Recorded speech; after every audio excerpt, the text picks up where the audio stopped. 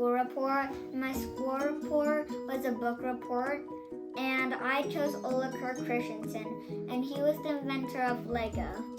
I chose him because every morning when I wake up, I looked at my Legos and wondered who invented them. And I'm going to go over a timeline so you can know about his life. First of all, Lego means play well in Danish. And then in 1891, he was born in Denmark, which is a country in Europe, over there. And then in 1916, he was a carpenter, and he opened up his first factory in Berlin, and I'm a carpenter. I'm dressed like a carpenter. And he made ironing boards, step ladders, and houses. Then in 1924, his house burned because his two kids were playing and they accidentally set the house on fire. Like that. Then in 1929 was the Great Depression, where no one had money, so no one could hire him to make stuff. Then in 1932, his wife died, so he had to raise 4 kids on his own, and he started making wooden toys.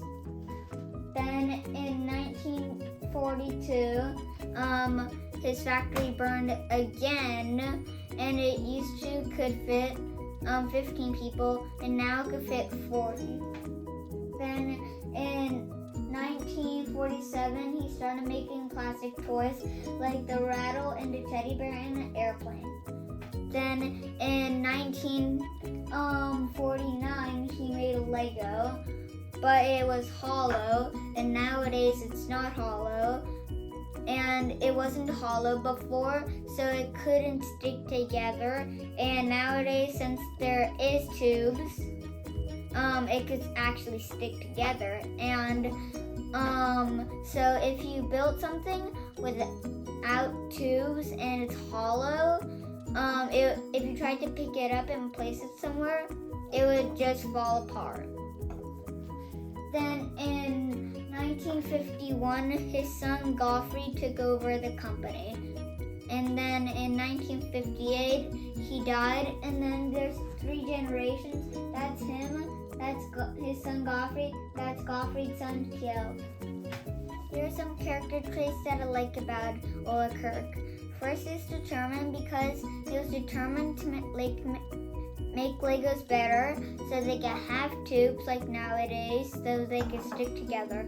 Second is not afraid, because he wasn't afraid to switch from a carpenter of making ironing boards, step ladders, and houses to making wooden toys, to making plastic toys, to making Lego. And usual people would be afraid.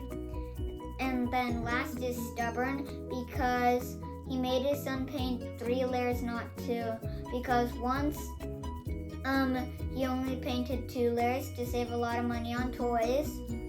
And then he sent them to the train station. Then he told Ole Kirk that he only painted 2 layers. Ole Kirk got so mad that he made him go back to the train station, pick up the toys before they shipped, and then get them back, and then repaint them 1 more layer. So what did I learn from Ole Kirk? The answer is only the best is good enough. And the other thing is, don't make popular toys. Instead, make toys that give kids new ways to play. For example, yo-yos, everyone used to want them. Then soon later, no one wanted them. And he had so many in his factory, and he didn't know what to do with them. So he just made other toys out of them. But with Lego, you could play with them for endless times.